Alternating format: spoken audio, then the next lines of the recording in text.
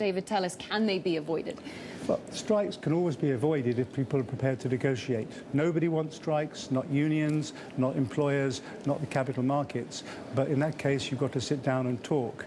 The issue today is that strikes are getting different. They're not the old days of mindless militants. They're proud professionals, the people, the British Airways, and the reason I think that you asked me to come on is particularly to talk about the British Airways strike, is that they are part of this process. Yeah, because you've described the ongoing dispute between BA and Unite as the most highly organised and well-funded union-busting operation ever seen in the airline industry anywhere in the world. Have your views hardened even further after the recent second round of industrial action?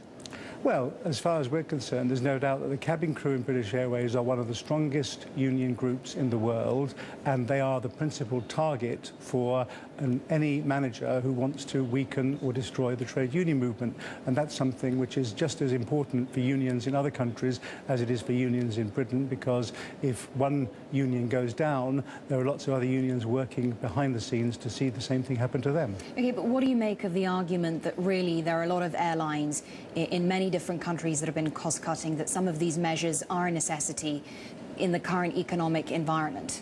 I don't think anyone has any problem with cost-cutting measures. The question is how are they going to be imposed, or are they going to be negotiated? And clearly already, and I'm not going to get involved in the details of the British Airways dispute, that's the British union's job to do, but they have already made offers of ways of reducing costs, and they will be prepared to continue making those offers, but it's got to be done on a negotiated, not on an imposed basis. So in that case, where do we stand on negotiations right now? As far as I know, there may well be negotiations later this week, and there may or may not be a third round of strikes. If there is a third round of strikes, then I can guarantee to you that they will get support from unions in other countries who don't want the same thing to happen to them that's happening in British Airways. If we look at the case of British Airways specifically, we've seen negotiations ongoing for a while now. How effective have these strikes been?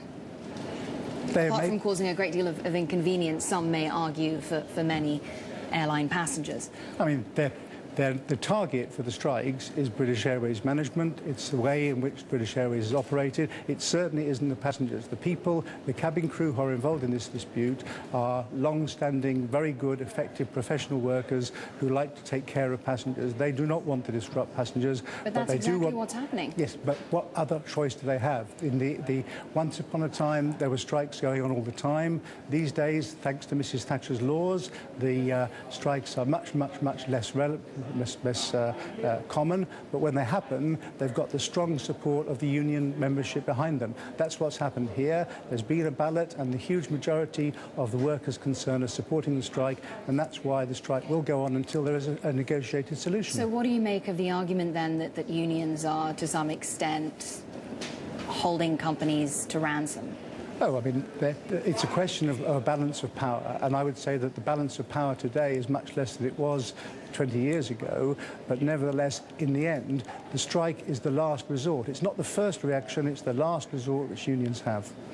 Okay, now I understand that you plan to meet with your opposite numbers at Iberia Air in the very near future over the action occurring with British Airways. Can you tell us any more about that? Well, at the moment we've been organising solidarity action around the world. Certainly there are some unions in Denmark, Sweden and Norway which will certainly be demonstrating their support for British Airways.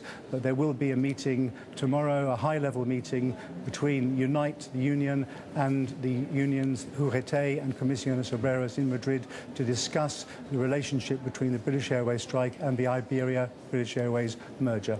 David Cockroft, thanks very much.